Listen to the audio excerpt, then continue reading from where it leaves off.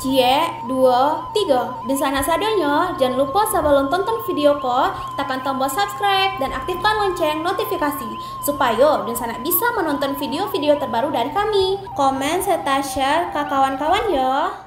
Kali ini kita akan membahas tentang terungkap kenapa budaya Minangkabau menganut sistem matrilineal. Inilah pengertian, suku, keistimewaan, dan akan sejarahnya. Yuk ditonton videonya sampai selesai, dan sebelum itu jangan lupa untuk subscribe, like, komen, dan aktifkan notifikasi agar Dunsana tidak ketinggalan dengan video-video terbaru kami. Sistem matrilineal Minangkabau ada karena gabungan dari faktor alamiah, logika biologis, dan sosial budaya, yang berakar pada peran sentral perempuan dalam keluarga, seperti merawat anak dan mengelola harta pusaka. Selain itu, sejarahnya juga berkaitan dengan strategi menghindari peperangan dengan Majapahit, di mana sistem ini dianggap bisa meminimalisir risiko dan menjaga garis keturunan dari pihak perempuan. Suku Minangkabau atau suku Minang merupakan salah satu etnis di Pulau Sumatera yang menjunjung adat dan budaya Minangkabau. Keberadaan masyarakat dari suku Minangkabau mendominasi populasi di Provinsi Sumatera Barat dengan jumlah yang besar. Salah satu budaya suku Minangkabau yang berbeda dari wilayah lain di Nusantara adalah sistem kekerabatan matrilineal yang dianutnya. Melansir artikel Town & Country, sejak tahun 2017 hingga saat ini suku Minangkabau masih menjadi masyarakat penganut matrilineal terbesar di dunia. Dari asal katanya, istilah matrilineal terdiri dari kata matri artinya ibu dan lineal garis, sehingga berarti garis ibu. Dalam sebuah keluarga Minang, seorang anak akan mengikuti suku sang ibu, sehingga akan terhubung dengan kerabat ibu berdasarkan kepada garis keturunan perempuan secara unilateral.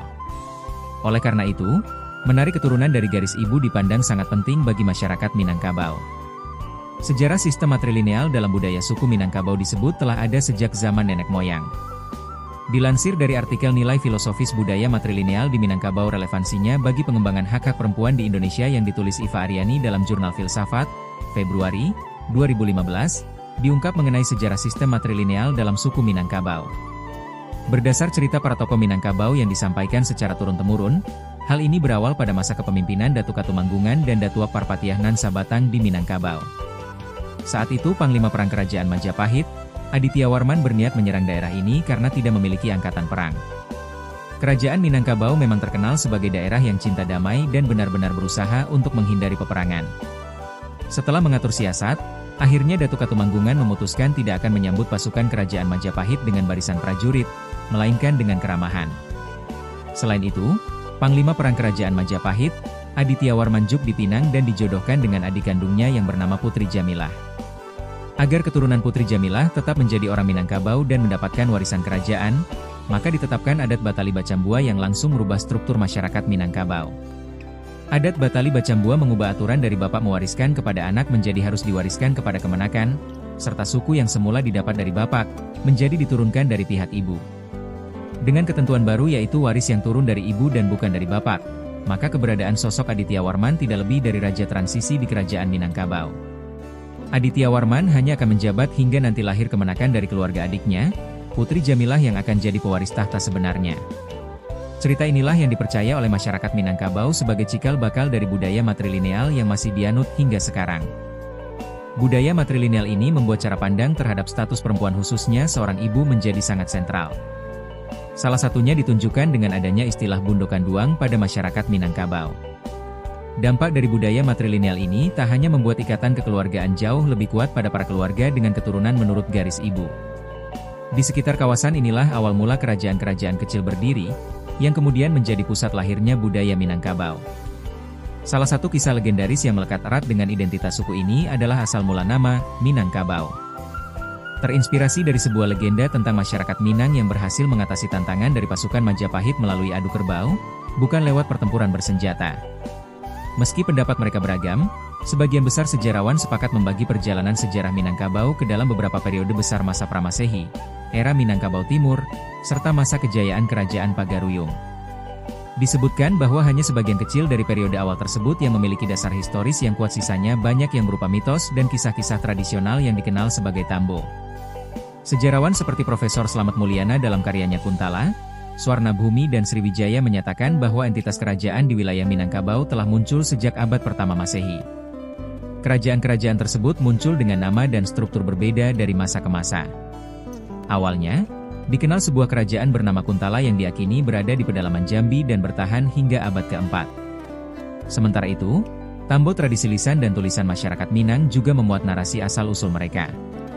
Tambo terbagi menjadi dua jenis, tambo alam, yang menceritakan sejarah awal masyarakat Minangkabau dari kedatangan raja pertama hingga puncak kejayaan Pagaruyung, dan tambo adat, yang berisi penjelasan mengenai nilai-nilai dan sistem adat, termasuk asal mula sistem matrilineal.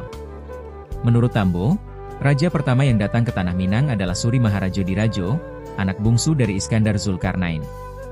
Ia datang bersama para pengikutnya yang diidentifikasi dengan simbol-simbol hewan seperti kucing siam, harimau campo, dan kambiang hutan yang kelak menjadi lambang bagi luhak-luhak utama Minangkabau, tanah datar, agam, dan 50 kota. Suri Maharajo Dirajo juga dikenal memiliki penasihat bijak bernama Cati Bilang Pandai, yang banyak berperan dalam perumusan sistem adat dan pemerintahan lokal. Sistem kekerabatan pada umumnya terbagi menjadi tiga, yakni patrilineal, matrilineal, dan bilateral parental. Patrilineal adalah garis kekerabatan yang diturunkan dari pihak ayah, sedangkan matrilineal adalah garis kekerabatan yang diturunkan dari pihak ibu, dan bilateral parental adalah garis kekerabatan yang diturunkan dari garis kekerabatan ayah dan ibu dalam proporsi yang seimbang. Suku-suku di Indonesia lebih banyak menggunakan sistem kekerabatan bilateral parental. Matrilineal Minangkabau adalah suatu sistem kekerabatan matrilineal yang berlaku di Minangkabau sejak dulu kala sampai saat ini. Penerapan sistem matrilineal di Minangkabau bisa saja berbeda dalam beberapa aspek dibandingkan penerapan sistem ini di beberapa wilayah lainnya di dunia. Pada masa kini, sistem yang dianggap lebih tua ini sudah langka di dunia. Ada beberapa etnis di dunia yang masih menerapkan sistem ini, di antaranya etnis Mosou di Provinsi Yunnan dan Sichuan di Cina bagian selatan, etnis Kalash di wilayah Lembah Chitral, Pakistan bagian utara, perempuan Meghalaya di India, dan beberapa suku lainnya. Masyarakat Minangkabau yang menganut sistem matrilineal sudah sejak lama menjadi teka-teki yang sering membuat orang luar mengambil kesimpulan yang keliru terhadap suku bangsa ini. Di satu sisi masyarakat Minangkabau dipandang taat menganut Islam yang menganut sistem kekeluargaan patrilineal, sementara di sisi lain mereka tetap kukuh dengan matrilinealnya. Dalam sistem ini, perempuan memegang peran sentral, harta pusaka diwariskan dari ibu kepada anak perempuannya, dan keluarga laki-laki, mamak, berperan sebagai pemimpin adat yang bertanggung jawab menjaga dan mengelola harta tersebut. Sistem ini juga selaras dengan nilai-nilai Islam melalui pembagian harta pusaka tinggi dan rendah. Di Minangkabau, ada ungkapan, anak dipangku, kemenakan dibimbing, yang berarti bahwa tanggung jawab utama seorang pria bukan hanya terhadap anak kandungnya, tetapi juga kepada keponakannya dari garis ibu. Pria Minangkabau disebut sebagai mamak, yang bertanggung jawab membimbing dan mendidik keponakannya, terutama dalam hal adat dan kehidupan sosial. Sedangkan perempuan, terutama ibu dan nenek, memiliki peran utama dalam pengelolaan rumah tangga dan warisan keluarga. Dalam sistem adat Minang, tanah pusaka diwariskan kepada anak perempuan. Ini bertujuan untuk menjaga keberlangsungan keluarga besar, karena perempuan dianggap sebagai penjaga rumah dan nilai-nilai keluarga. Sementara itu, laki-laki bertugas untuk merantau mencari pengalaman dan penghidupan di luar daerah. Dalam keluarga Minangkabau, seorang laki-laki memiliki tanggung jawab besar terhadap keponakan dari saudara perempuannya. Mamak berperan sebagai mentor, pengayom, dan pendidik, yang mengajarkan nilai-nilai adat dan agama kepada generasi muda. Karena tanah diwariskan kepada perempuan, banyak laki-laki Minang yang memilih untuk merantau guna mencari pengalaman dan penghasilan. Tradisi ini telah berlangsung selama berabad-abad dan menjadi salah satu faktor yang membuat orang Minang tersebar di seluruh Indonesia, bahkan hingga ke mancanegara. Meskipun sistem matrilineal masih kuat di pedesaan Minangkabau, di era modern ini terjadi perubahan dalam praktiknya, terutama di kota-kota besar seperti Padang dan Bukit Tinggi. Namun, meskipun ada perubahan, nilai-nilai dasar sistem matrilineal Minangkabau tetap dijaga. Perempuan masih memiliki peran penting dalam keluarga, dan tradisi merantau tetap menjadi ciri khas laki-laki Minang. Meskipun menghadapi tantangan modernisasi, masyarakat Minang terus menjaga nilai-nilai adat yang diwariskan dari generasi ke generasi. Sebagai bagian dari warisan budaya, sistem matrilineal Minangkabau bukan hanya sekadar tradisi, tetapi juga identitas yang membentuk karakter masyarakat Minang hingga saat ini.